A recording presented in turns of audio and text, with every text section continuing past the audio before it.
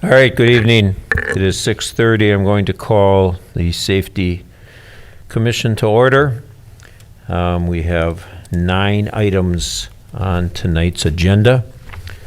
The first item is to approve the minutes of the January 22nd, 2019 meeting. If commissioners recall, we did not have those available when we last met in January. So I'll those move are for approval as submitted. Second. All right, I have a motion to approve the minutes of the January 22nd, 2019 meeting. All those in favor signify by saying aye. Aye. Anybody opposed? That passes. Item number 2 is to approve the minutes of our January 13th, 2020 meeting, which were sent to you earlier. I have a motion to approve those. I'll move approval as submitted. And do I have a second? And a second, Tom. All those in favor signify by saying aye. Aye. Aye, and opposed, that motion passes. All right, our next items, and I'll just briefly explain to the citizens in attendance. Each of these items that is being discussed tonight was brought forward by a citizen or business, in some cases the city, but I think tonight's almost every item was brought forth by a business or citizen. I'll take that back. The item on Quick Trip is kind of a combination of the city and a business. So that I get calls as to why items are on the agenda. That is why. Those items, we have a consultant that does a study. That's Taddy, who Mike May will give a presentation on their recommendations. After he makes those recommendations, if citizens want to comment on that, come up to the mic, state your name and address. The commission will take those into account before any motion or action is taken. This commission is made up of the, kind of confusing, just so you all know, the 4 of us that are sitting up here and the 3 in the immediate front row. So there's 7 of us on the Safety Commission. Anything that we vote on tonight is a recommendation to the Common Council, who would have to approve any changes. So generally, if we do not approve it, it doesn't go to the council. Okay? So if you have any questions on procedures, you can ask that when you come up. So with that, item number 3 is to review a citizen request to prohibit parking on the southeast side of Pammy Court between 367 feet and 567 feet south of the center line of Jefferson Street. And Mike May did a study and a recommendation. Mike, can you get a mic on there to talk? Yes, sir. Can you hear me? All right. Perfect. And you can speak from there. The citizens, I'll ask you to come up to the podium when you speak. Okay? And one at a time, by the way. There's a tape around the podium to kind of make sure we don't gather around there. Thank you. Go ahead, Mike. Yeah, thank you, Chief.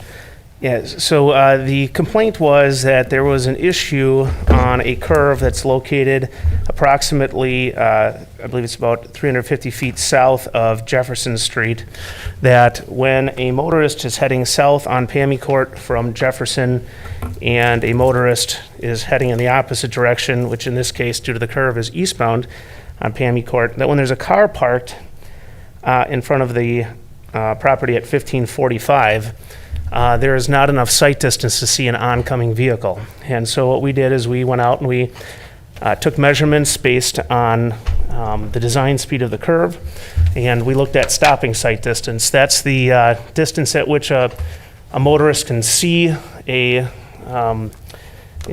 issue, apply the brakes, and come to a safe stop.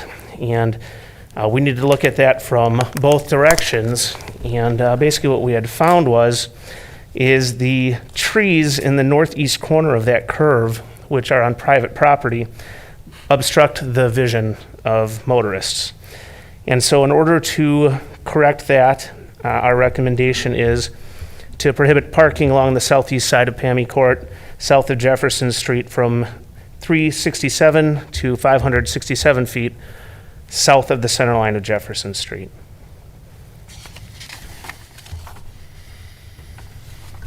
If there are any questions, I'm happy to take them.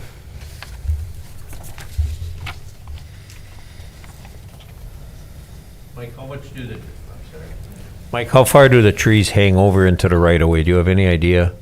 In this case, it's actually not a matter of them hanging over. It's actually the placement of the So, trees. and so the it's- tree is, we can't trim them because they're on private property yet? Correct. Okay. Thank you.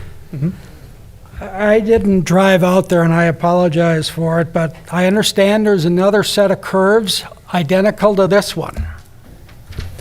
That's right. Did we look at that set? We weren't asked to look at it, but what I'll tell you is different is the trees are definitely set back so that when you're coming around the curve and the placement of the homes, just from inspection, it appeared the sight lines were good. We didn't measure it, but in that case, yeah, they don't have the dense woods in the corner of the curve, sorry. So we're actually installing the no parking simply because of trees, not because there are vehicles parked on the pavement. Yeah, so it's a little bit of both. The pavement is technically wide enough that you could get two vehicles past each other if they had time to see and react to each other. In residential neighborhoods, most often, in cases like this, a motorist is more likely to go more towards the center line of the road to get around that parked vehicle. And so that's really what the issue is here is, again, if it was on a straightaway, it wouldn't be a problem with the parked vehicle. But because of the placement and the time needed to, again, to perceive an oncoming motorist, take the appropriate action to stop and actually stop, that's really the problem that's here. Right. And in your memo, you almost state, actually imply that this curve is a 20 mile an hour design speed. Were there advanced warning signs for the turns? There aren't any advanced warning signs. This was based on driving the curve. I don't know if I should say this with the chief here, but I tried seeing how fast I could take the curve. And it was about 18 to 19 miles an hour before it was really, banked against the side of my vehicle. And so that's why we used the 20 miles an hour instead of the 25. So in a 25 mile an hour speed zone, and that's what I assume this is, shouldn't we have advanced turn signs with a 15 mile advisory speed plate if it's a 20 mile an hour design speed? That's a great question. It's something that we had thought about. There are approximately, and I apologize, I don't know the exact number, there's approximately 20 homes on the street. And it seemed that most of the people who would be using the street are people who live there and are very familiar with it. And so for that reason, we didn't feel the advisory speed signs were necessary. Okay, so I better stay away from the area then.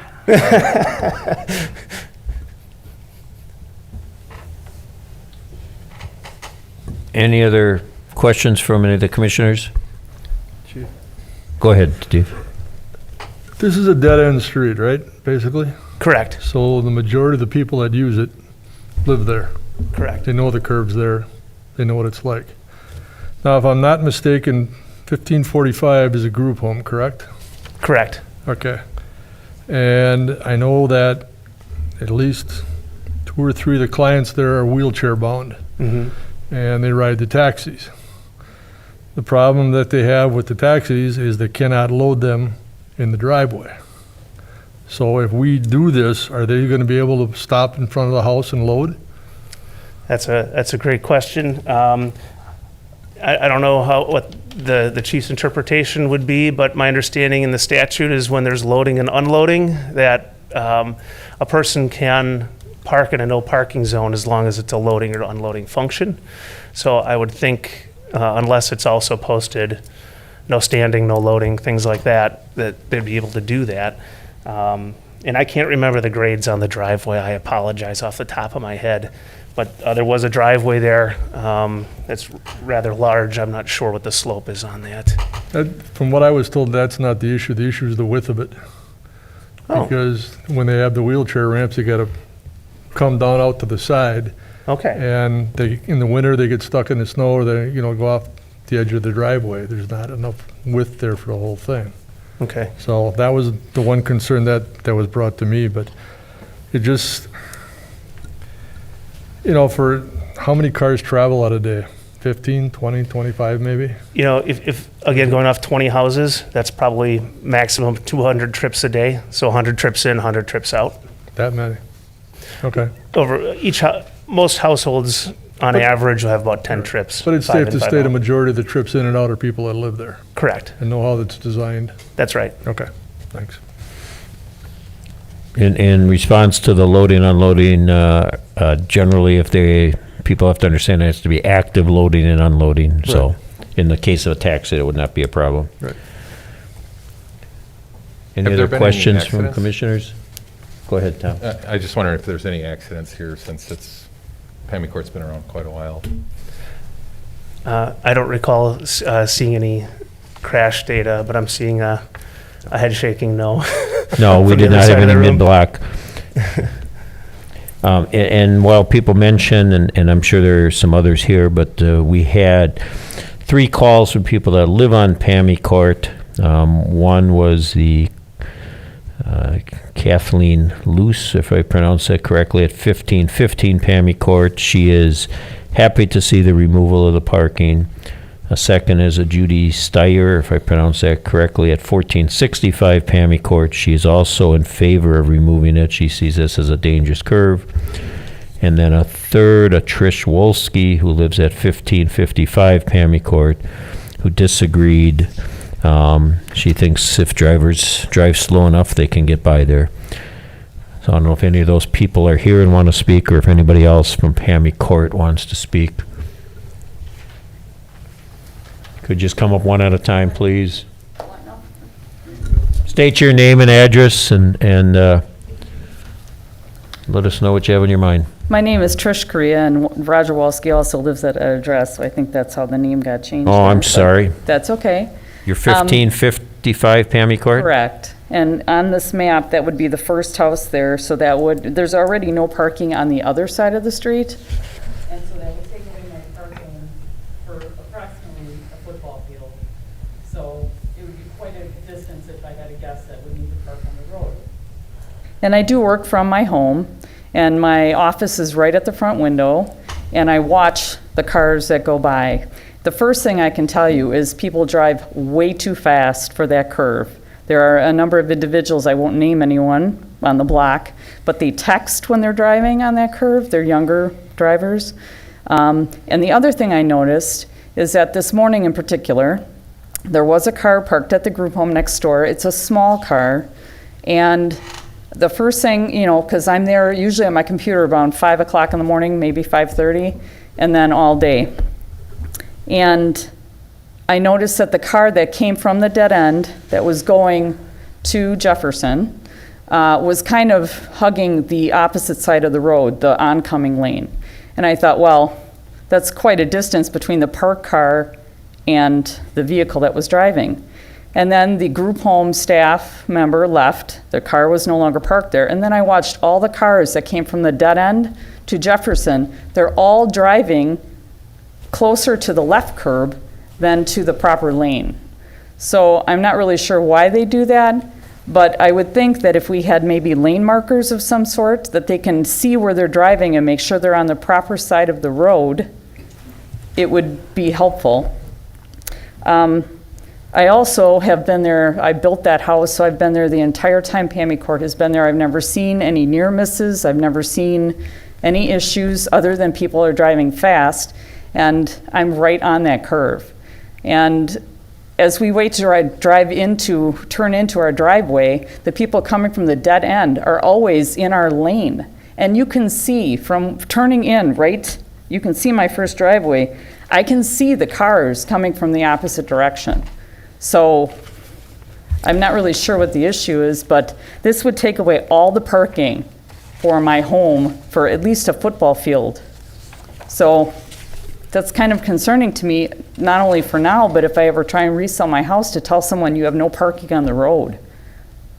So I also thought of lower speed limits, and I thought of signs warning of the curve, dangerous curve, lane markers. There's a lot of, I wouldn't even mind if people put speed bumps in front of my house. I could care less, but it just seems like taking away all of our parking, especially since the group home, they'll still be allowed to have a vehicle while they're loading and unloading. It just kind of concerns our house mostly, because it's all of the parking in front of our house.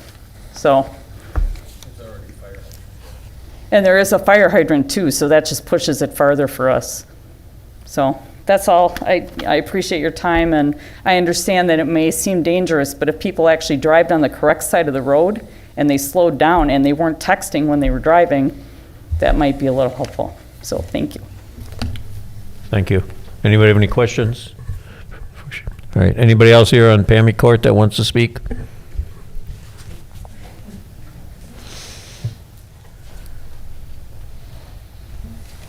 Hi, I'm Pam Bone, and this is my husband, Paul Bone. We live at 1510 Pammy Court. I guess what I wanted to just say is I do agree that it is a hard curve. It is a dangerous curve. You can't see. You don't have visibility around it. But I guess what I wanted to say is I don't know if taking away the parking is what was really causing the problem for me. And I actually was face head on with Katie one day. And what it was is there was a school bus which comes by every day to pick up and drop off, I think just during the school year. And I mean, that's a full-length school bus. So, and just from the angle of the street, what had happened is that school bus kind of was right through that whole orange section. And you're faced to be head on. And sometimes there was a couple times, I want to say, a garbage truck where you can't even get around it, you know, if there was a lawn service or stuff. So I guess my comment that I wanted to make was there's so much land across from that. In that whole orange section, it's just open land. That if there was any way the road could be expanded or just widened, I almost feel that would save a little bit of the problem as well. I think the fact that when you're coming from the cul-de-sac, you kind of almost have to go right before you go left. And I think people are used to cars parking there, people, you know, swinging doors open, you tend to keep away from the cars a little bit. And then I think, you know, like you said, people kind of, instead of just kind of going around and coming back over, they just kind of shortcut a little bit. I think there's a tendency to do that. Well, in winter, I it's know icy. Yeah. In the property across the street, I think, is left over from the developer. I don't know if he's abandoned that, but I don't know if he's still paying taxes or if he's relegated that back to the city. But like, I don't know if it's an option to have that widened. We end up having to cut the grass anyways. If there was no grass there, it'd be too Well, I problematic. cut the grass just because I think it helps keep down the visibility, right? I try to push that back. Otherwise, it would just grow up and you'd have even less visibility than there is now. Okay, thank you. Thanks. Any commissioners have any questions?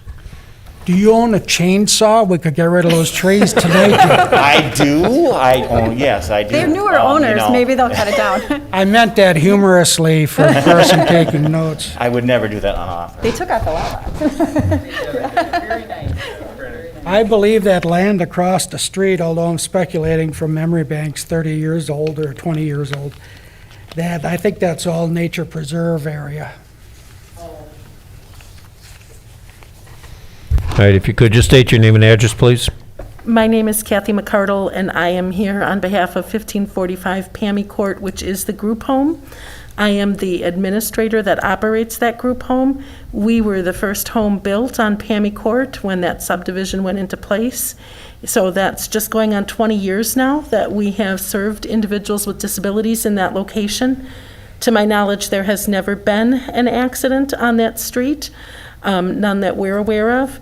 Shortly after we opened that residence, as our neighbors pointed out, parking on the other side of the street was restricted, and so the curve is the only place to park. Most often, there is one car in front of our residence. Our clients do not drive. As you pointed out, many of them are wheelchair users who rely on the taxi or other commercial services. But occasionally, they do get visitors. And just like our neighbor, giving nowhere for a visitor to park, the driveway is not a realistic place for visitors to park because there might be a shift change, staff people need to leave or come in, or another client, is being picked up. And so, for someone who's just stopping by for a visit, they do need somewhere to park. And I do wonder how the people at the other end of the street would feel if we were all parking in front of their house, because we can't park anywhere in front of this location. It just feels like we're in a neighborhood where people with disabilities have not been particularly welcomed, even though the neighbors moved into our neighborhood. We didn't move into their neighborhood. But again, it's not a heavy traffic area. I think a number of other options have been brought up to consider, rather than just saying you can't park in front of these homes. Noah McCardle, also from Bridges of Wisconsin. I just do also have a written letter, if you'd like it, from one of the guardians of one of our clients, who has also expressed concern that she's older, her husband is much older. When they come to visit, again, the driveway is usually not a real feasible spot for them to park, so street parking is the option. This would mean them walking 100 to 200 yards minimum just from their car to the house. At their age, that is somewhat of a hardship compared to you or I.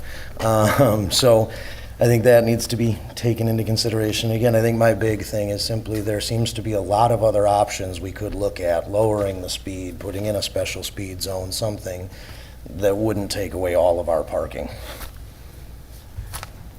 Thank you. Thank you. Thank you very much. Do you want to just give the letter to the table there? My captain or Absolutely. my executive assistant will take it. Okay, very good. Anybody else here to speak on Pammy Court? Just had one other comment. If the concern is the bus or the taxi or the lawn service, those people would still be there as long as loading and unloading, and it's in the morning and it's in the afternoon when it's the most busiest time, because I don't know when that'll start again, but the school bus took some of the residents, right? That's, yeah, and so that is not going to change. If you're loading, that problem will always be there, so whether you restrict the parking or not. So, thank you. Thank you. Sorry, but now that she said that, if I can just add, with all of those people regularly being parked in front of the house, we still have not had a single accident on that road. So I understand the results of the study. I understand what he's saying. I fail to see the real danger here. Thank you. I will entertain a motion if a commissioner so desires to make one regarding removing the parking on Pammy Court.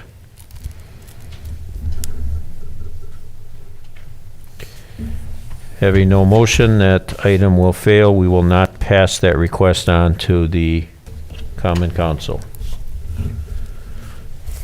Thank you.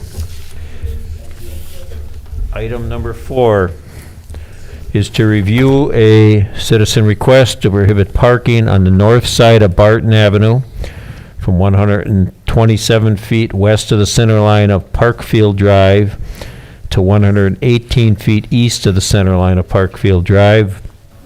And again, we had a study by Taddy. Mike, if you could comment on that study. Sure. Again, thank you, Chief. So we had gone out, and in this case, if you recall, in the previous item, we were looking at stopping sight distance, which is the ability of a person to come to a full stop when they're on the main road to avoid collision. What intersection sight distance is a motorist's ability to judge a gap in traffic, exit onto the main street, and get up to speed in time to not slow traffic down behind it by greater than 85% of the posted speed. So the distances are a little bit longer, and what we had done is we took photos to the east and to the west on Barton Avenue, and what we had found was that with the parking so close to the intersection, as you had mentioned, privet parking within about 95 feet on the north side of Barton, west of Parkfield Drive, and approximately 80 feet east of Parkfield Drive to improve the vision corners for traffic trying to exit Parkfield and get onto Barton. Mike, can I just ask, approximately how many parking spots is that taking away on Barton Avenue? Sure. So that would be 95 feet would be approximately four feet. sorry, four parking spots. And the 80 feet to the east would be approximately 3 parking stalls. So you're recommending taking away 7 parking spots at that intersection? Yeah, to improve the sight distance. Okay. I'll add that these are So 4 to the, difficult. 4 to the east and 3, Oh, sorry, no problem. 4 to the west, okay. and it's kind of funny because the street's on an angle. Yes, so it it's is, even yeah. more difficult. Approximately 4 to the west and 3 to the east. Okay. For those who have been out there, the parking stalls are right up to the, near the crosswalk. Yeah, I think that's a problem too, because I think they're too close to the crosswalk the way they were painted, so I think we have to at least remove one. We'll tell everybody either that or we gotta repaint them all. Because I think that's already a violation. That was a mistake that our DPW made, which started to cause this. Any other questions from the commissioners? Is there anybody here from the audience that wants to speak on this? Parkfield in Barton? Step up and just give your name and address, please.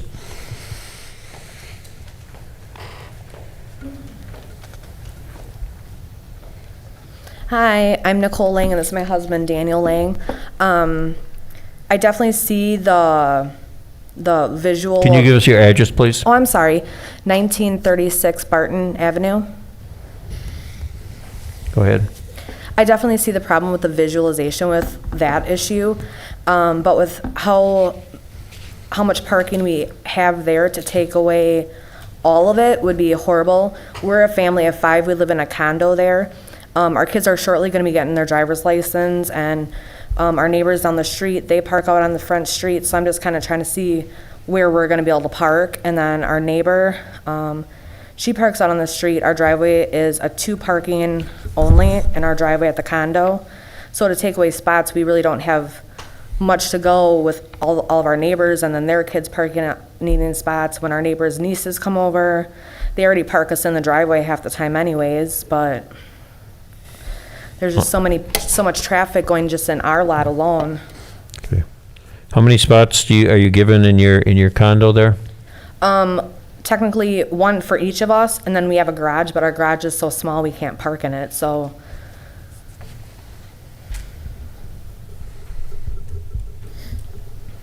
And make a comment on that crosswalk. There is no crosswalk access to going across Barton Avenue. Yeah, it's legally, it's a crosswalk. Oh, is it? Okay. Yeah. No, I had that call and I tried, it's, once you have a sidewalk and doesn't make any difference if there's one on both sides of the street or not, legally it's a crosswalk, so. So how far And away- there are people there that cross when the bus is out. True. And Chief, long as you brought that up, how far do you have to park away from a crosswalk? 15 feet. It's 15? I can never remember if it's 10 or 15. Thank you.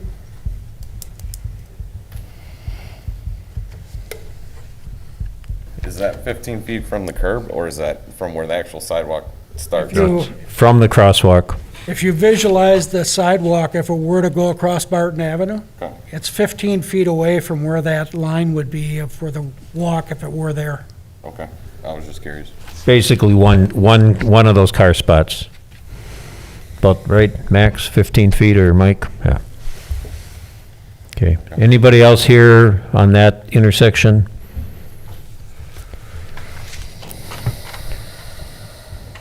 Mike, I see it because we're going to have the next intersection. You're going to recommend some there too, and I'm very, very familiar with this one because I drive by it every single day a number of times because I live right.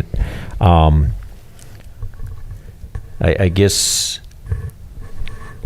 Can I ask this of the commission? Is it okay if we review the next one and then make a recommendation on both of these? Because I think that might make more sense on my recommendation that I'm going to make. That I would just like to have. Fine with me. All right.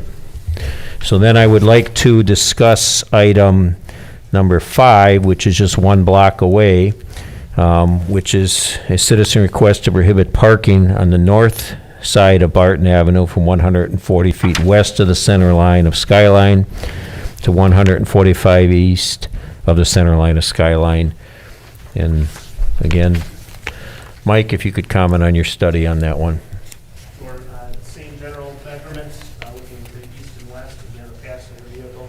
I didn't really describe, you assume a passenger vehicle is sitting with their eyes about 3.5 feet off the road.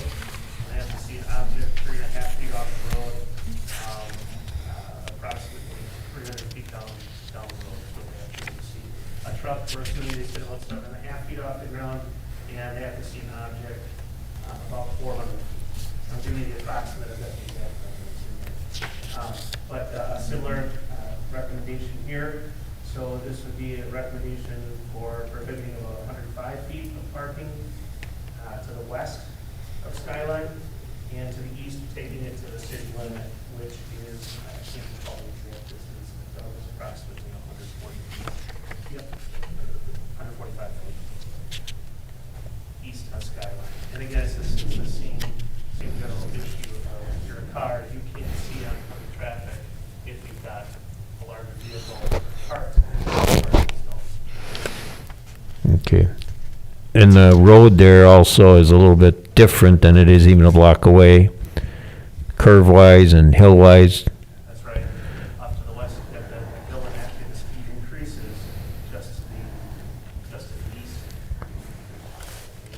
Right. Could you describe pavement width to the east of the intersection? Yeah, I'm trying to recall it exactly. I think it looks and feels like a 4-lane road, but it is, going off memory here, you've got 2 lanes heading eastbound Yes? with no shoulder.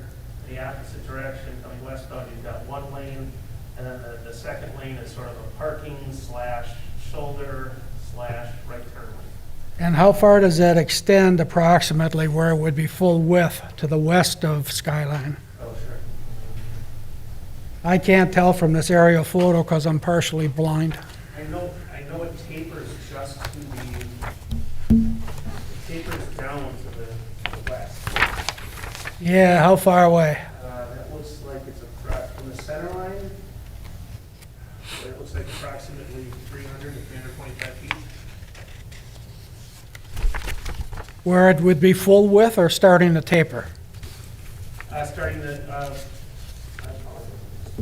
Because I think that's a full width paved shoulder down there and it sure looks like a second lane. that's right, yeah. And you can almost see where the curb is. You see there's like a mailbox and there's a telephone pole just to the east of there, northeast. Right where the curb ends, right there, is approximately where the full width is developed. And that's also city limits kind of thing. It was at one time anyway. Yeah, the city limits Still is. Right in that vicinity, yeah. Yeah. And I should add, parking is prohibited from the city limit through the east.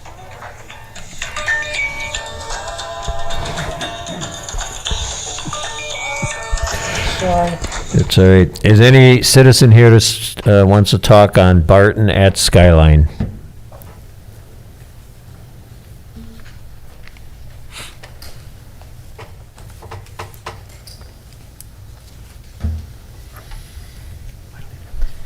I'm Kathy Demon. This is my husband Roger, and we live at 2202 Skyline Drive. And I can tell you that when we come to the corner of Skyline and Barton Avenue, if there is a car parked just west of Skyline, you cannot see to make that corner safely to the right, nor can you make it safely to the east. And the realities are that given the hill, the approach that comes into town with that hill, it's already relatively unsafe. People generally do not follow the speed limits in that area. And as they're coming up that hill, and if you're getting off of Skyline and wanting to go east, it is, and then there's a car on the right, on the west side, it is super dangerous. It is just super dangerous. Last winter, we almost had 2 accidents coming off of there. So it is a major concern. Do you have anything you want to say? Basically, I've got the same thing to say, but the You live at the speed- same address? Yes. That's my Okay, husband. thank you. The speed that some of them are coming from the east heading into town drops from 45 to 25, but by the time they drop down and get to Skyline, they're still doing 30, 35 miles an hour. That doesn't leave much room. By the time you see the top of the car coming at you, they're on top of you. So I think the chief would probably know that too. Yes, he does. So that's about all I have to say. Yeah, thank you. Anybody else here to speak on that intersection? Mike, is this about the same number of cars that you would be recommending eliminating number of spots? Yeah, Just help just- me out with the distance. Taking a look to the west, it's approximately, I say 4 because the 5th one shouldn't be there already. Right. So 4 to 5 to the west, and to the east, it's, again, I haven't seen anyone park there, but it's, that's probably closer to 6 to 7. Yeah. And Chief, if I could real quick, just, we did take all these measurements at 5 miles an hour over posted, so we did do that 30 mile an hour speed when we did these measurements. That's typical. Yeah. Yeah. Okay, and I will answer a question that you will ask, Ken. So, Skyline and Barton, 3 recent accidents in the last couple of years.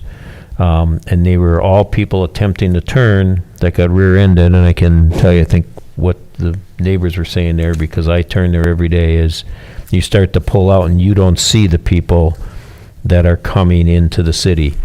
And oftentimes it's too late, and so that is definitely a problem. And then Parkfield and Barton, we have not had any crashes in the last couple of years. Excuse me, on that accident, you mentioned rear-end accidents. Are those all, I'll call them southbound people on Skyline got rear-ended? Yes, they're attempting to turn. And what happens is you start to pull out, and if you got a car behind you, because you don't see the car until very late, so The guy behind you pulls out Yes. because you are. Yes. Yeah. I do understand the people that are from the condo, because that is where, when we have more parking there, it's not a spot that is regularly parked up. We also had a citizen that called up that lives trying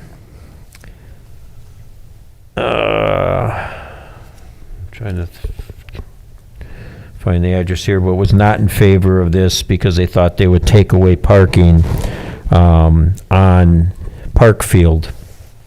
That they would park up more on Parkfield. They took some of these spots away. So I guess what I'm looking for is a little bit of a compromise that would still be somewhat safe.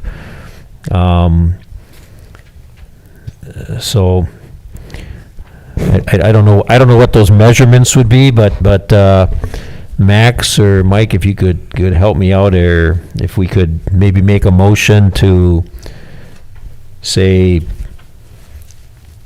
2 spots, to the west at each of these intersections, and then at Parkfield, maybe 1 to the east, and then up by Skyline, seeing as that's not very well parked up towards the city limits, that we leave that.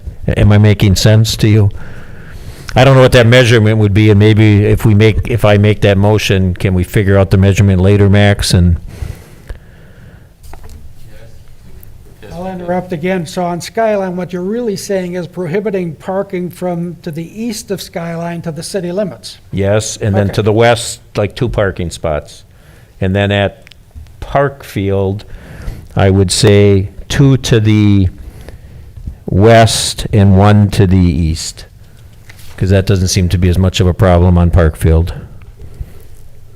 And that would save us an appreciable amount of spots, and I think solves the complaints that people have. Does that make sense to everybody? All right, then I'm going to make a motion I'll do Parkfield first, because that's on a separate item. So item number 4, I will make a motion that we eliminate 2 parking spots to the west, and that's from the crosswalk, and then 1 parking spot to the east. whatever that measurement will come to max. What do we figure for the average on a vehicle? 30 feet, 20 feet? Yeah, typical vehicles, 20 to 25 feet is what we assume for parking. A vehicle we assume is 20, but you got to give them room to pull in and Okay. pull out, so. So should I say 50 feet max then to the west and 25 to the east, or Yes, but those measurements would be from the crosswalk?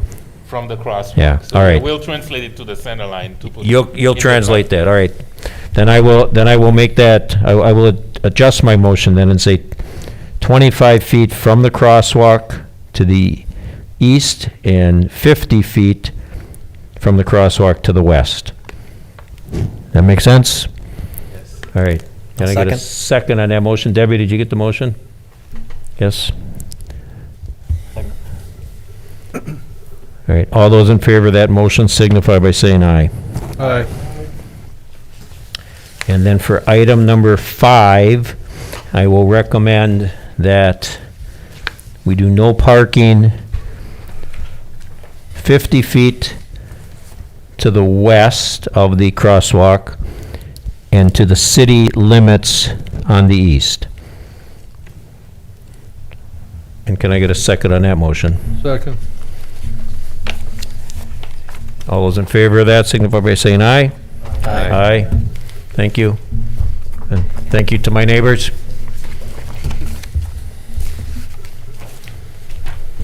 I just want to say that that's needed, that years ago, they had to widen Barton Avenue because of the cross traffic from Schmidt Road, and just the traffic on Barton Hill, people coming in and out of the city.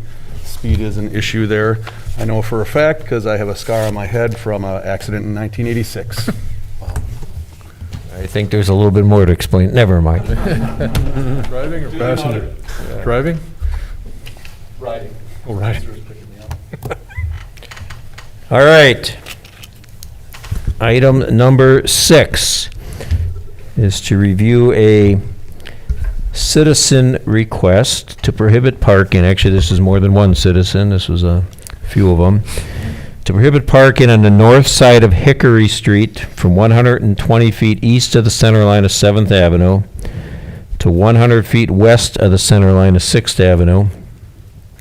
And I'm sure everybody here is familiar with that, but that's the alley that is access to the Hickory Street parking lot owned by the city. It's alley that is the postal parking lot, and also a number of citizens that drive through to drop off their mail at the post office.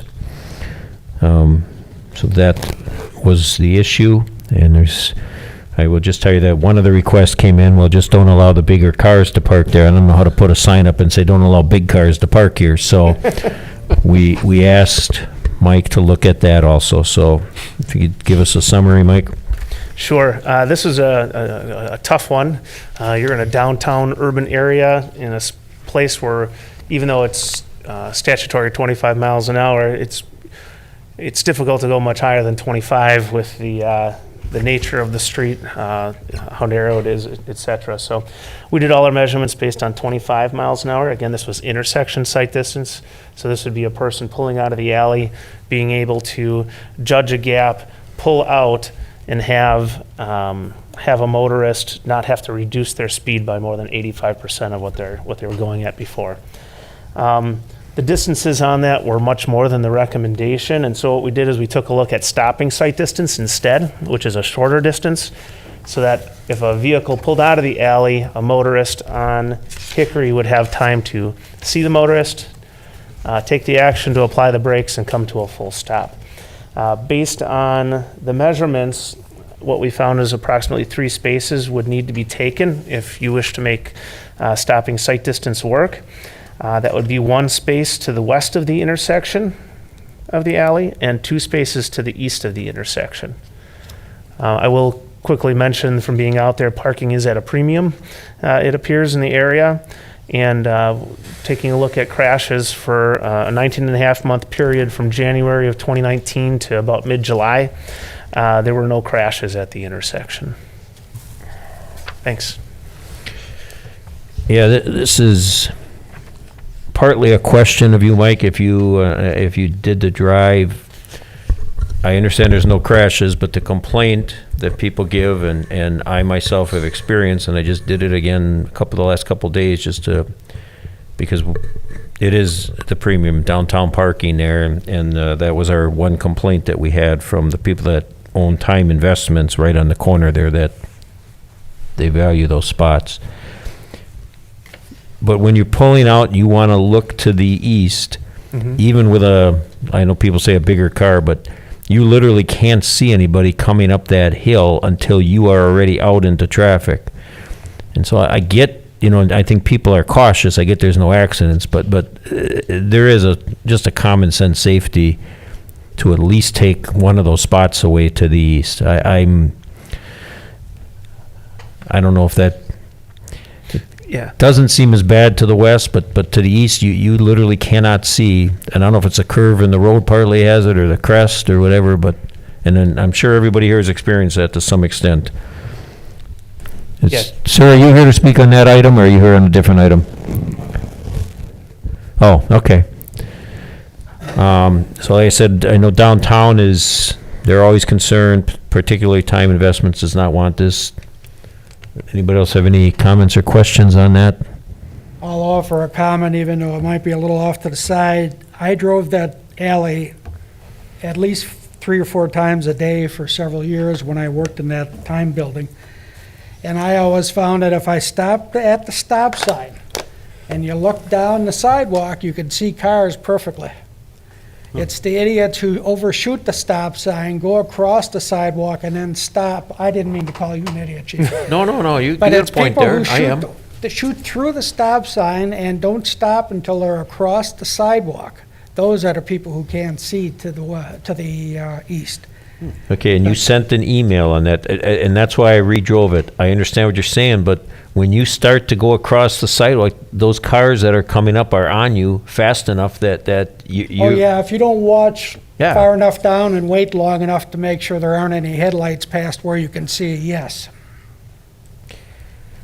I agree with you. Yeah, Chief? I was going to add that when I was out there, I noticed the same thing. I'm the type of driver, I come to the stop sign, I look. I don't see anyone, I pull a little bit closer, and then I look. And when you're up on the sidewalk, you can see over the hoods, you can see over the top of the vehicles, but as soon as you go down it feels like a driveway, Yep. the apron, and you get closer, it is tough to see around, absolutely. I've got one more question. The alley to the south, is that posted one way? I don't believe so. You didn't look at the sight distances for that side of the same intersection? We had, but we were asked just to report on the north side. They So- did, and I'll tell you why we thought we would simplify it before we brought that, because we thought that would take away, especially with the angle parking on that alley is not nearly traveled as much. Oh, that's very true. And so, just in respect to downtown and their parking concerns, and to not, I guess, muddy the waters, we thought we would only bring the one. So yes, they did do both, and after Max and Taddy and I discussed it, we decided just to come with this one, because that's the major complaint from people. Okay. We didn't want to aggravate downtown by taking away any more parking. I don't know what others are thinking, but I think we have to at least take the one to the east, and I guess I'll ask others what they think of that, if that's enough, and or if they don't want to do anything. But I would at least want to throw that out as a compromise, or if you want to do it, the recommendation to take away all 3 spots that he's recommending. Thoughts of the commission? I like the compromise of 1 spot to the east. I can live with that. Just so you're aware, you're not really improving the safety at all by removing one. Because your line of sight still. If you don't isn't good enough. if you don't remove all 3, you're not improving sight distances. So even if you inch out, even having that extra space, that's still not gonna, I mean, you've dealt with it more than I have. Well, that's the expert Oh, there, okay. yeah. So I think what you're getting at, Ken, is you know, if, we have to assume that there is perhaps a single unit truck or maybe some other taller truck in the parking lane, right at the edge between the parking lane and the street. And if that vehicle was there, you would not be able to see around it. I would say that these recommendations, though, were based off of the front hood to the person in the vehicle, that distance being about 8 feet. So if you're in most cars, you're probably going to be less than that 8 feet, but there are some vehicles, absolutely, that are going to be further back than that 8 feet, and it will be, they won't be able to see fully around. They're going to have to inch into the road, which I think is what you were getting at, right, Ken? Well, yes, on the car that is westbound on Hickory, if they're doing 25, legally, technically wouldn't be able to stop as you inched out without swerving into opposing traffic. I don't know if it helps any, or if I'm just muddying the waters. But that intersection to the east, you know, I don't like stop signs for speed control, but if there'd be a way to, you know, would that be a way to slow traffic on the approach and make it easier? I don't know. But in general, I think the past policy of the city has been, we do not install always stop for speed control. Has that ever been looked at, you know, Max? I know, I don't recall that that's ever come up. Installing stop signs at that intersection? Yes. At 6th, It I'm would be sorry. 6th and Hickory to do four-way stop there. I don't know if that's ever come up. Not that I recall. Certainly not for that. So Ken, you're saying unless we take 2 spots to the east off, it's not going to improve at all, or? Well, I can't say it's not going to improve at all, but what I'm telling you is that a vehicle going 25 miles an hour westbound on Hickory will still not be able to stop if you pull out in front of them with the sight distance you provided them. It'll be safer, in my opinion, but not safe. I don't know if that's a... But I understand the urge to save the parking stalls for the entrance into the building that's right there.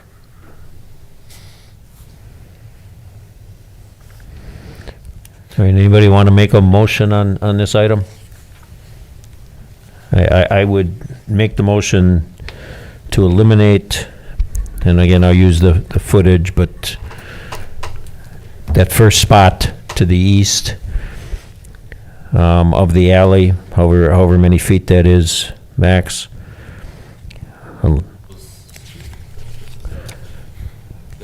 There is a. They're marked. Yeah, they are marked. And I, actually, before I finish that motion, Mike, I got a question. Is the worst site, I guess, to the east, you recommended 2 cars versus the one to the west, is the, so inching out, because when you're coming out, looking to the west, you can kind of see the eastbound traffic. I don't think that's as vital, but, so, to address Ken's point or whatever, is 2 cars to the east and leaving the west alone, does that help at all, or? Yeah, so it helps from the one direction. The reason that there's only one on the west side is because people are coming from either an all-way stop or they're turning at a lower speed. Right. So we can assume that when they make that turn, they're maybe at 10 miles an hour as opposed to 25.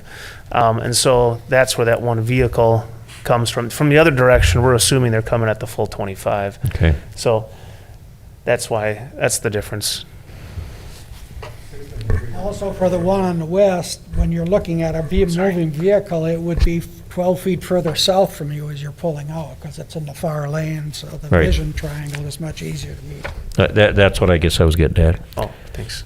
6th and Hickory's uncontrolled right now, uncontrolled intersection. Yeah, I believe northbound, southbound is stop controlled, east-west is free. I guess if that still continues to be an issue, I'd rather in the future would bring that back. So if we remove the one parking spot and it continues to be an issue or complaints, I guess I would proposed to come back with the four-way stop request. I don't think we can motion on that tonight because it's not on the agenda. So I will make a motion to remove one parking stall to the east of the alley at Hickory, or the alley between 6th and 7th and Hickory. Second. All those in favor of that motion signify by saying aye. Aye. Aye. Opposed? That passes. Just the one. Item number 7 is a review to reduce the speed limit on Scenic Drive West from 35 miles per hour to 25 miles per hour from West Washington Street to Valley Avenue. And I think part of that came as a result of the new Honda dealership that's there and some problems after it was built. Is that accurate to say, Max? All right. And Mike did a study there also. Can you comment on that, Mike? Sure. To summarize it quickly, currently Scenic is posted at 35 miles an hour at this location. No sidewalks. It's sort of a rural feel to the road with narrow shoulders. Approximately 425 feet south of Washington Street, this is centerline to centerline, there's a crest in the roadway. And the crest in the roadway is causing an issue where if you wish to there's two driveways to Honda. We call them the north driveway and the south driveway. From the north driveway, if you're exiting, you've got good sight distance over your left shoulder for traffic coming southbound to see. The problem is over your right shoulder with the hill, you don't have time to adequately come out and get up to speed without someone right on you. Then at the south driveway, it's the opposite. You can see plenty good sight distance to the south, but you don't have good sight distance to the north, to your over your left-hand shoulder when you're driving. And so what we had done is we came up with 4 different alternatives that should be considered for this location. I'll quickly go through those. One of them is to actually correct the vertical alignment, and what that means is take down the crest of the hill. As it turns out, not only is intersection sight distance not met for these driveways, but with stopping sight distance, what you want is when you're driving on the road at your 3.5-foot eye height, you want to be able to see an object in the road that's at least 6 inches or 2 feet, I can't recall, I've got it in here, high in the roadway. That hill right now, if you're driving at 35 miles an hour, even if the dealership wasn't there, you don't have the ability to see an object in the road and stop in time. So that was the vertical alignment would correct that stopping sight distance issue on the roadway and the intersection sight distance. The second option we had was at the north driveway, make it a right-in, right-out driveway. So you don't no longer have to worry about looking, over your right shoulder for traffic. You're only looking off to the north, and then relocating the south driveway closer to the crest of the curve. The third option was to consolidate the 2 driveways into one at the top of that hill. And then the fourth alternative we had was to reduce the speed limit and provide intersection warning signs. So if the speed limit was reduced, we would recommend going down to 25 miles an hour and starting that speed limit at Valley Avenue to the south. So you'd post obviously both directions coming off of Washington and coming off of Valley Avenue from the other direction. And then what you'd do is, in addition to that 25 mile an hour speed zone, you'd post intersection warning signs with a 20 mile an hour advisory plaque underneath it. And I think that is the request that is being made, is that reduced speed limit. So hope I went awfully fast on that, but if anyone wants me to cover any of that again, just please let me know. I'm Did happy you to help. actually do a blind speed study at those driveways today? We did not do a blind speed study, So no. you don't know how fast cars are actually driving? We don't. Coming from the north, because it's coming out of a signal, I would guess they're probably close to that 35 from the south. I mean, I know people who live in West Bend and they don't mind hitting the pedal sometimes, because it is more rural coming on Scenic Drive, and so it can be more. And I'll offer this from experience, at least, well, it's been 30 years or so since I read these studies, and I think some more have been done, but it's actually been proven that when you lower the speed limits, drivers go faster. I'll pick one that I had personal experience with. I was working for the Iowa DOT, and we had 70-mile-an-hour speed limits on our interstates in Iowa at the time, and then the federales put out the edict that you had to drop it to 55. When we went from, at speed limits were 70, the average driver, the 50 percentile, was doing about 63 miles an hour. When we dropped the speed limit to 55, they went up to 69 miles an hour. Also, the city of Milwaukee lowered the speed limit on several arterials within the city from 45 to 35, and the speeds actually jumped. So I think we're kidding ourselves if by putting a different speed posting up, you're actually going to change the speed of most drivers. Depends upon how much we educate and enforce. That's true. But enforcement, I'll pick 18th Avenue between Washington and Chestnut as an example. You cannot go less than 35 without feeling you're being rear-ended, and the speed limit is 25 there. Can we increase that one today? I tried hard to get that increased when I was the city engineer and got shot down 3 times. I remember that going once since I've been chief too, and there was, whatever, we don't need to bring that up. No, Am it's I- just an example that lowering the speed limit, I don't think will cause drivers to drive slower, unless you do put out considerable enforcement. Am I accurate, Max, that your discussions with Honda, that they are, of the options that were discussed and by Mike, that they are most in favor of just reducing the speed limit? Yes, that is what they told me. That's kind of obvious. Yeah. I'll entertain a motion on this item.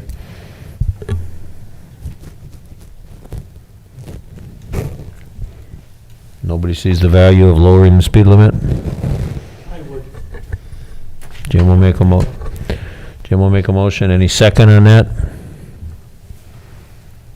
I'll second it. All right, we have a motion and a second to reduce the speed limit on Scenic Drive West from 35 miles to 25 miles from West Washington to Valley Avenue. All those in favor signify by saying aye. Aye. Opposed? Aye. Anybody but Pesh opposed? All right, then that motion passes 6-1. Chief, Yes. if I may quickly ask, does the motion include those advisory speed signs in 100 feet in advance of those driveways? I don't believe it did, but you can make a second motion on that if you would like. I'll make that motion. That you put up the advisory signs. All right. And what are those going to be? I'm sorry, I missed that. Yeah, Mike, can you explain what the advisory signs are? Yeah, what it is it's a intersection warning sign, so it looks like, the T, like, here, I'll try to, or I can just do this. The T, and then underneath it would be a little plaque that said 20. They're the yellow signs. And so we're saying in 20 feet, let's see, for southbound traffic, 100 feet in advance of the south driveway. And for northbound traffic, to put it 100 feet in advance of the north driveway. That's the recommendation. So the advisory's going in the parking lot or on Scenic? Oh, thank you. On Scenic itself. Okay, Yeah. I was just a little confused For the way you both just said north that. and southbound traffic for both driveways. Not for both directions at both driveways. So in the southbound direction, you'd place it 100 feet in advance of the south driveway. Okay. And then for northbound traffic, you'd put it 100 feet in advance of the north driveway. And With I the know understanding, if the sign's there, a person, by the time they see it as well in advance, they have time to slow and, yeah. there's quite a few older drivers there that might actually be going the speed limit coming north out of Cedar Ridge. Could any of those people mistake that T intersection sign and think it's for Washington Street? I suppose Somebody I could. suppose yeah, it's never mind. possible. The only difference, of course, Washington with the signal and everything is gonna look and feel a lot different.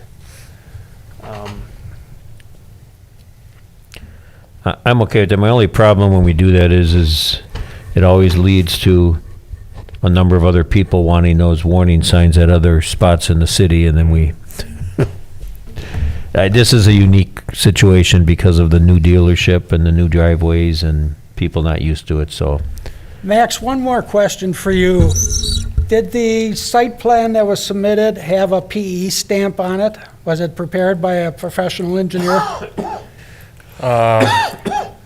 I'm not sure, but I'm assuming so, yes. Did anybody approach that PE and say, you goofed up here, you fixed this problem? I haven't, no, I don't think anybody has.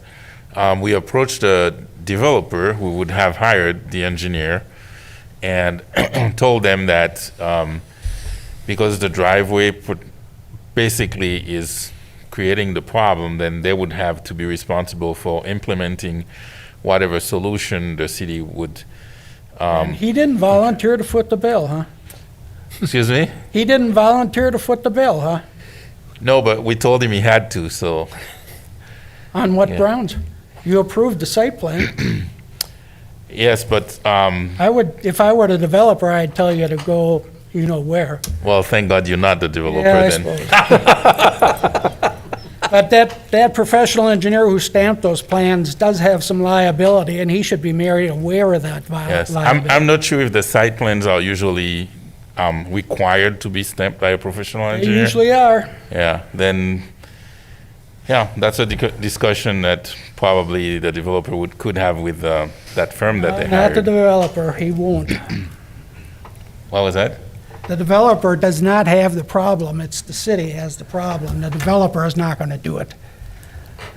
Well, some of the options we had in there was to modify their site plan in order to resolve the issue, so. And he I- has I no believe it's their motivation to problem. do that. What was that? The developer has no motivation to change that site plan. I understand. But they have the motivation to bring a solution to the issue because they're the ones who are complaining that there is an issue. And when we presented the 4 solutions, they're willing to implement one of them. And then that, which is. Which involves no cost to them. Oh, there will be some costs because they'll I'd have be to. willing for the city to make the speed limit change too if I were the developer. Yeah. They'll have the cost of providing the material for the signs and the labor to install them, et cetera. So there will be obviously not as much cost as reconstructing the road to change the profile or to make modifications to their site plan. All options here involve cost to the developer, but as you point out, at different levels, yes. The developer is going to pay for the traffic sign? That's what we told them, yes. It didn't say that in what the material you presented to us. It didn't say that in the report, no. In,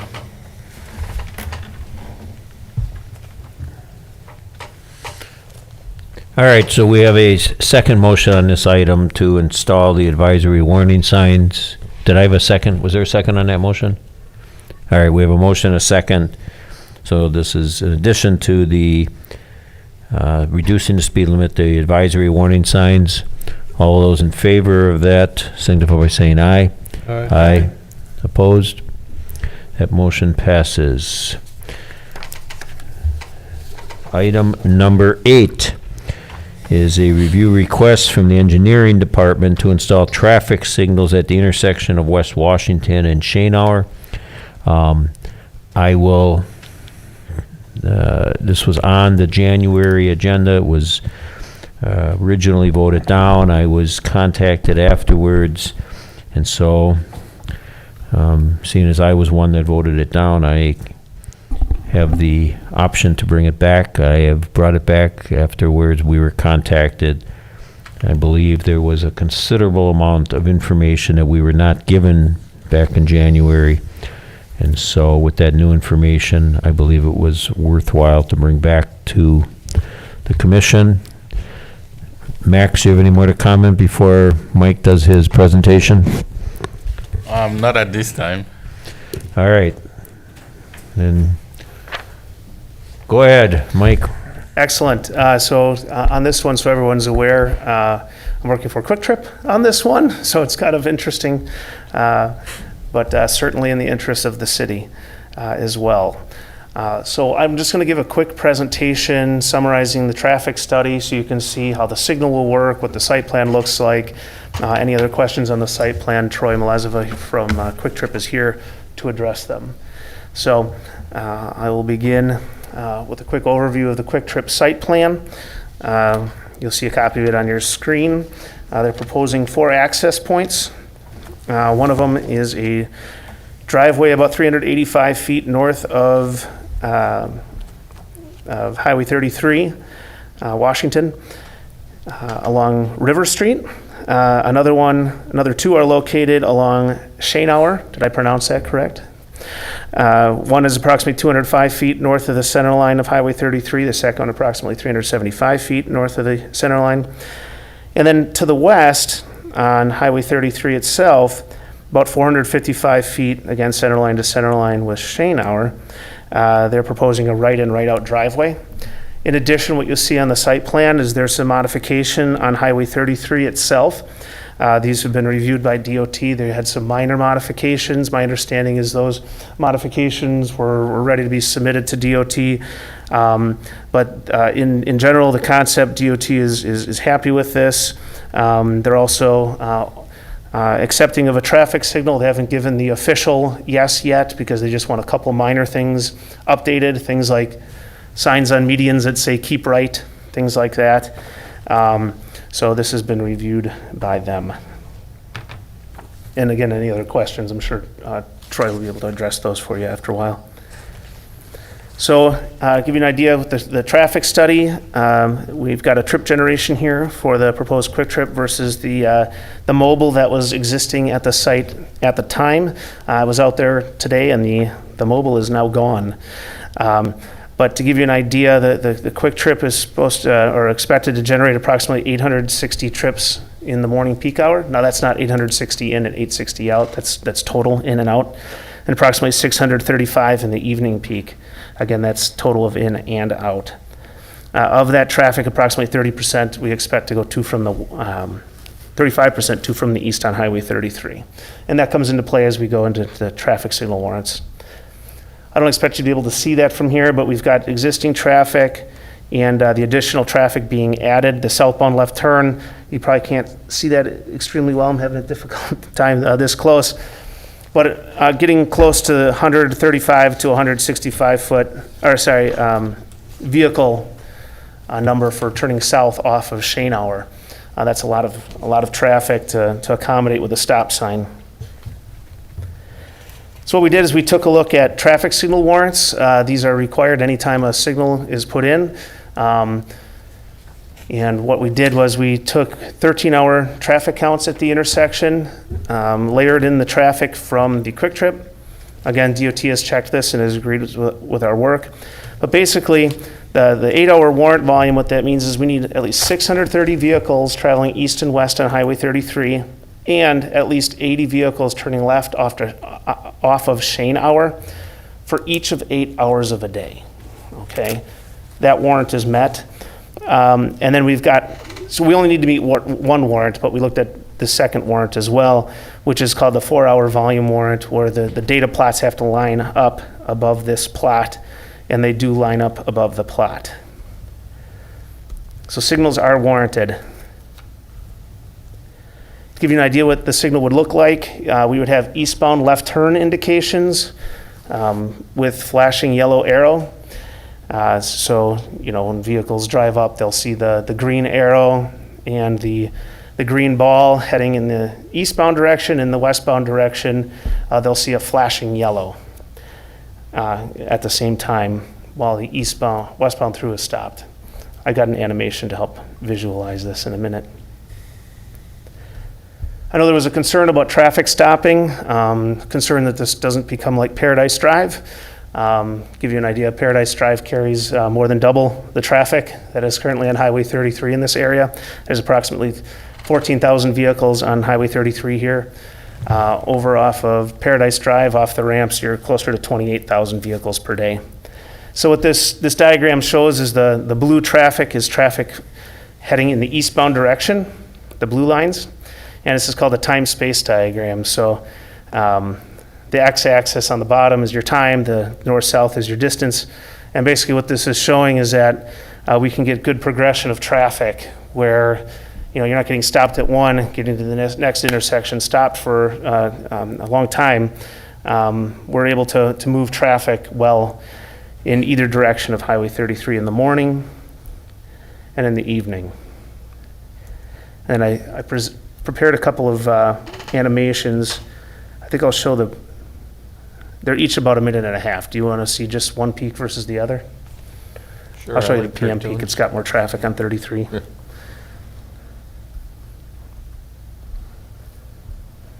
So this is just so you can visualize what the traffic operations are eastbound, westbound.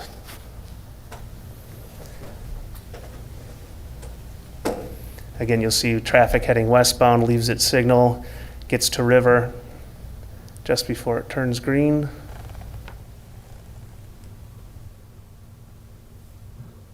See the westbound left turns on at River right now. Oh, a little glitchy there. The eastbound traffic is going. I'm not sure why it's glitching a little there, but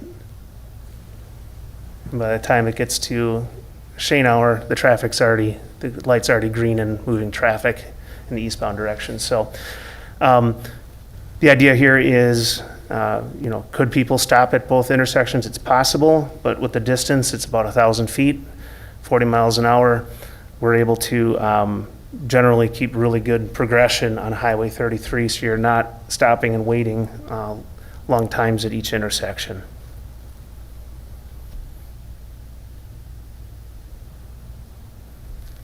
So without the signal, that southbound left turn coming off of Schoenauer is expected to operate what we call level service F with over 3 minutes of delay. And with the signal, all movements at the intersection, we expect to operate at level of service C or better, 35 seconds of delay or less.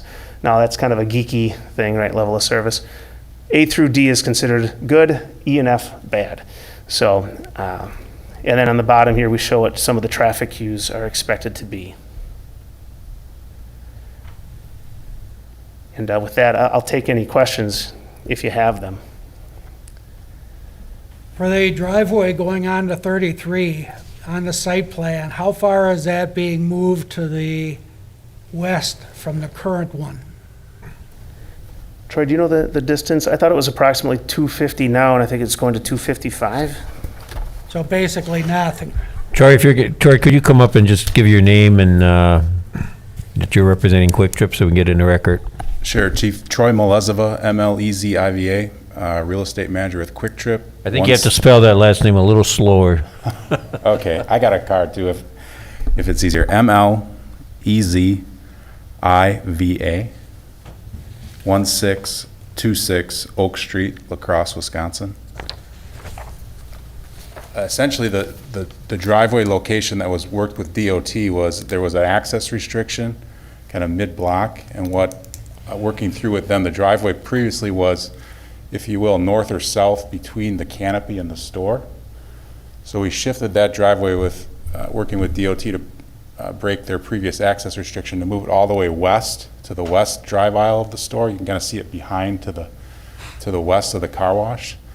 So in I guess layman's terms, I think to Mike's point, I think it moved about 250 feet to the west. It moves 250 feet? 200 to 250. Oh, I thought you said 5 feet. I'm sorry. And I noticed on here you got a big gray bar down the median of 33 by that driveway. But when you showed me that animation, there was a break in that? Very observant. So with the animation, the only difficulty with them is we're not able to show those medians closed. If you can look real closely, it looks like yellow lines across. Yes, That's it does. actually going to be solid. When we run it, you'll see there's no vehicles crossing over that. It's sort of Yeah, now, a weakness because in they're the all model. obeying the law, but Right. I was gonna ask you, what's gonna stop people from crossing over? Yeah, that's going to be raised. Okay. Yeah. And the same is true with the other median break to the right, or that's for a driveway from the Cor- south side? Correct. So basically, this intersection here Oh, my mouse isn't showing up on there. From the third one to the west of Shanehour is the one that's going to be open. The other two are closed. Just the third one. Yep. Just the third one. So there will literally be one median opening available between River and Shanehour. I see what looks like almost a roadway, but it's probably a driveway going to the south side. There's a big red blob there. I don't know what that is. Are you talking opposite Shanehour? On the south side of 33, there's a red blob. Oh, that's a stop sign. Sorry about that. Yep. Man, that's big. Okay. That's a big one. All righty, but there will not be a median break for those people. Correct. No median break. So they will do what? Go to River Road and try to make a U-turn at the signal and then come back? Is that the deal? So, yeah, what we're showing, I'm going to go back to the site plan because perhaps it'll show it a little bit better.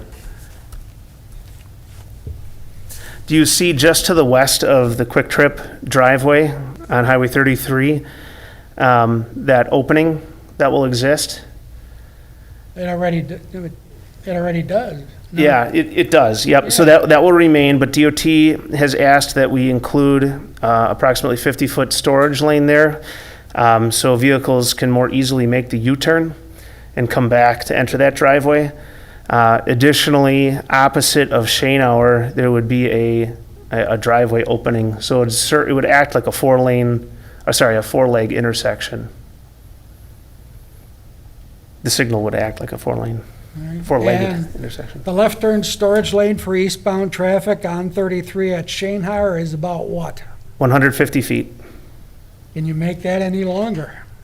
Unfortunately, not. DOT wanted that distance because they want a good raised area And to when you prevent other said- motorists from coming south or heading north. When you said 150, does that include the taper also, or is that the full width length of that turn lane? That's the full width length. Okay. And in your report, I think it's yours, Mine? there's a, twice or three times you make the statement that the truck entrance on the River Road should only have one lane outbound for both left and right turns. What's so important to the signal that that be only one outbound lane? The traffic wasn't heavy in that direction, and so we didn't feel the need. I mean, I understand that, but it was in the signal report and I couldn't figure out why. was that You in didn't the deal with the other TIA? stuff on the site plan. I'm sorry, I missed that. You didn't deal with other issues from the site plan. Correct. And Yeah, so we looked at all the driveway approaches in our traffic study, including the exit of onto River Road. And we showed we only needed the one lane exit. I can believe that for volume. Yeah. My question is, if you're northbound on River Road and you're a semi, can you make a right turn into that driveway? Yes. Without encroaching and closing down both northbound lanes? Troy, can you speak to that one? So what's the turning radii on that driveway for in traffic? Sure, we've worked with the city on our past projects to provide turning movements on those, so we could provide that as well. But the way we're gonna have this diesel signed on the north side, what we're trying to do is get everybody trying to go in a generally same direction. So we're gonna have signage such that at each entrance would say diesel entrance and diesel exit. And on the canopy, we'd have signage itself as well. So we'd have diesel signage on, I would say diesel enter on the east side and diesel exit on the west side. So once folks saw that signage and got used to that area, they'd obviously have a pattern that we'd get everybody kind of going the same direction. But after dealing with these driveways onto Scenic Drive that we just did from the Honda dealership, will a northbound truck on River Road be able to turn into that driveway, a semi, without encroaching into the other lanes of traffic? What's the turning radii on that driveway? I guess the dimension in terms of the width of the throat on the driveway?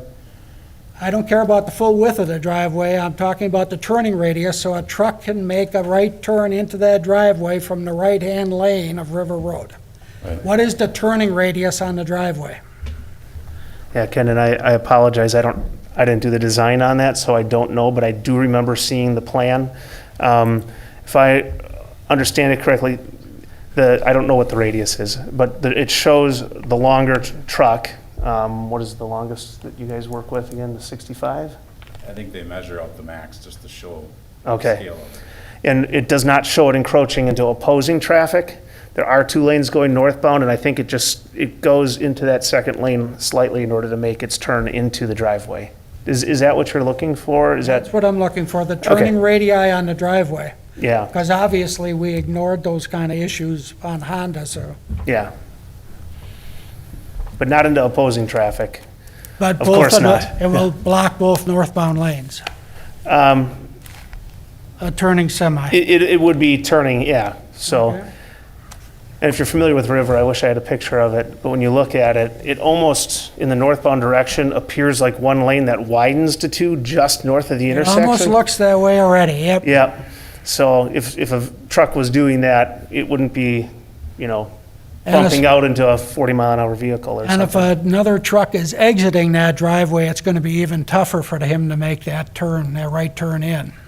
Well, I don't recall what that showed. I Max, do you know apologize. what that turning radii is? You looked at the site plan, I'm Yes, sure. I don't know what the turning radii is, but they did submit a plan sheet with the auto turn where they used the 65-foot long truck, I believe. And so we looked at all these movements to make sure they were going to fit within the driveway width. I think that even on Scenic Drive, we had recommended widening the apron because some of the tires were kind of cutting off that that flare on the apron. So we have in the site plan, we have the sheet with the truck movements that show how the trucks would execute the turning movements in and out of the driveways on River Road and Scenic Drive, not Scenic, Shenauer. I'm surprised, okay, that's good, I'm glad. And I guess if I could just add to that point, obviously, we want it to be safe for our customers, too. We're making a pretty good investment in the community. It's historically has had some diesel fueling with the old mobile station, but if there's any issues in the future, we're obviously planning to be here for a long time and be accountable. So if there are any issues in the future, we'll be here to work on them. Honda wasn't, apparently. I'm not with Honda. Understood, He's a Wisconsin-owned company. yeah. Max, has this gone to Plan Commission? Yes, it has. And they approved the design and the recommendation for the signal? Yes, they did. All right, thank you. Anybody else have any questions from the commission? Then I will entertain a motion to install traffic signals at the intersection of West Washington and Shenauer Drive. All motion. I will, we have a motion and a second. Who seconded it? Okay. Dave. Dave Ullman seconded. I did. Oh, I'm sorry, Tom. All right, all those in favor of installing a traffic signal at the intersection of West Washington and Shenauer Drive, signify by saying aye. Aye. Opposed? That motion passes. Thank you very much, Mike, and oh, I'm sorry. In the minute, agenda, it said West Washington. I'm sorry. What? That's what it should be East Washington, but I'm sorry, I was just reading off. You are correct, it should be East Washington.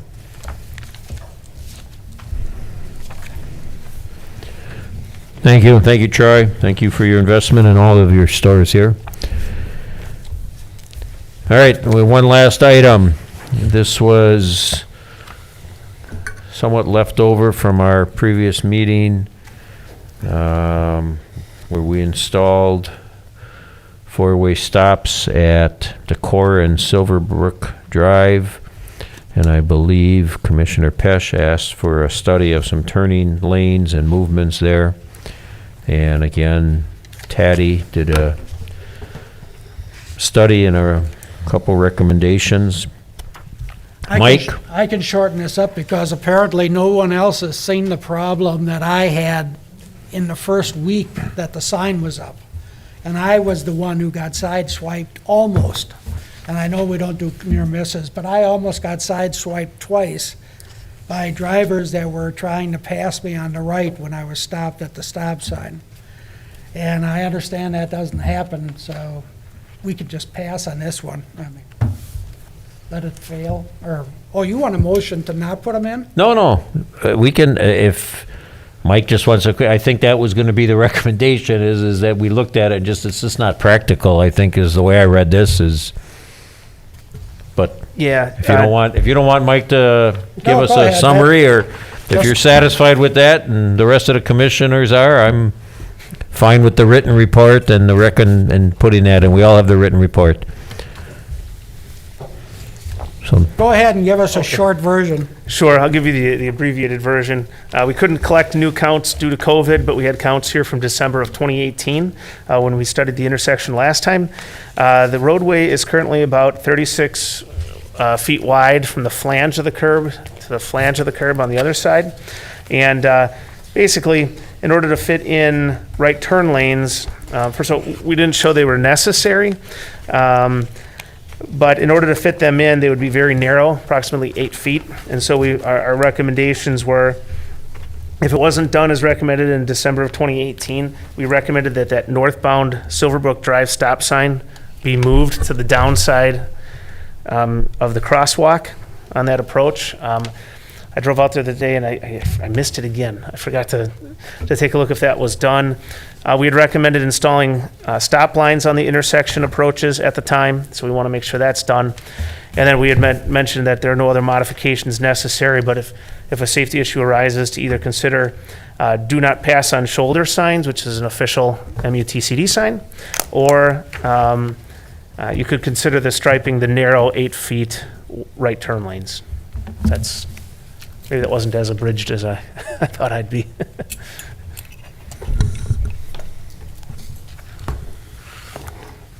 Commissioners good with that study and no recommendation? All right, with that, I will entertain a motion to adjourn. So moved. Second. All right, Ugister and Pesh, and we are adjourned.